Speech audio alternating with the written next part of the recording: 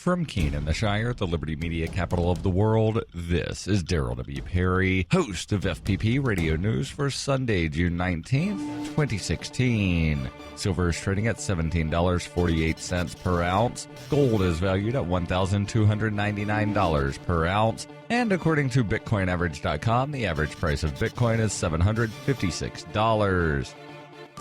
Antiwar.com reports a new 116-page Pentagon report to Congress on the ongoing war in Afghanistan is painting a mighty bleak picture, noting that the period ending on May 31st saw record high levels of civilian casualties in the country, which they attributed to increased urban fighting and a resilient insurgency. Indeed, the report heavily focused on that idea, the resilience of the Taliban, which some 15 years into the U.S. occupation is now said to control more territory than it has at any time during the war, is consistently beating the Afghan military in Helmand and Kunduz and shows no signs of slowing down. The report again tries to claim progress on the part of the Afghan military, claiming they're improving over the last year, even though they're still unable to really handle the mounting losses and are still facing a high 2.4% attrition rate. The report also downplayed the status of the Islamic State in Afghanistan, saying they are limited to low-level recruiting and distributing propaganda, and that they are getting little support from the parent group in Syria.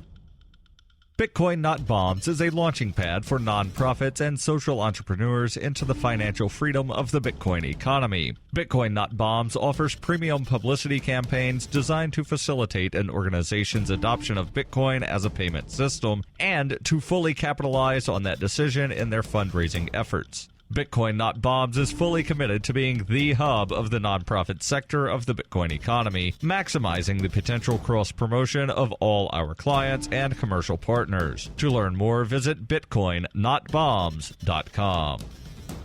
UPI reports dangerous and potentially life-threatening heat is expected to spread across the southwestern United States and occasionally reach the Plains states. The Weather Channel reported that temperatures in Phoenix, Arizona could reach a 20-year high of almost 120 degrees. Heat advisories, excessive heat warnings, and excessive heat watches have been issued by the National Weather Service for several states in the South, Plains, and Southwest. According to AccuWeather, Western U.S. expert Ken Clark, the high temperatures are a result of a strong ridge of high pressure that will strengthen into next week. He said when a ridge of high pressure like this one forms in the middle to late June, it can deliver some of the hottest weather possible in the desert Southwest. Other threats include increased power consumption, tire blowouts due to hot asphalt, and heat stroke or sunburn in both humans and pets. Temperatures in the lower 100s are also expected in Tucson, Las Vegas, Los Angeles, and San Diego starting Sunday and continuing throughout the early portions of the upcoming week. Clark said the peak of the heat in many areas will be on Monday, but Sunday and Tuesday will be no slouches either in the high heat department. High temperatures are also expected in the plains throughout the week, with heat advisories being issued in Oklahoma City, Dallas, and El Paso. For nearly 40 years, Robertson Roberts Brokerage has been a trusted source for buying and selling precious metals like gold and silver. They also take Bitcoin for precious metal purchases and have permanently removed the minimum purchase amount for all orders paid in the digital currency. Call Robertson Roberts today for knowledgeable advice on buying and selling precious metals and a forward-thinking approach to new technologies. 800-874-9760 or visit online at rrbi.co.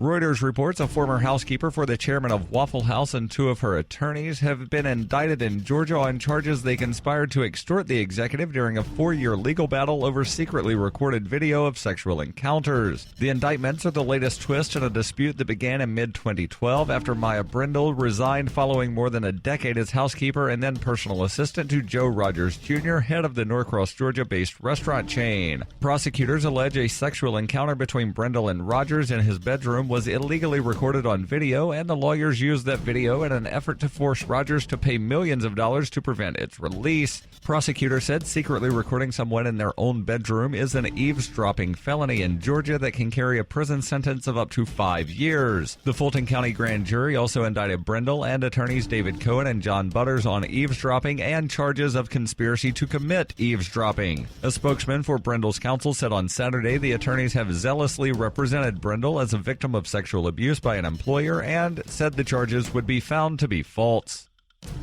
This has been FPP Radio News, online at fppradio.com.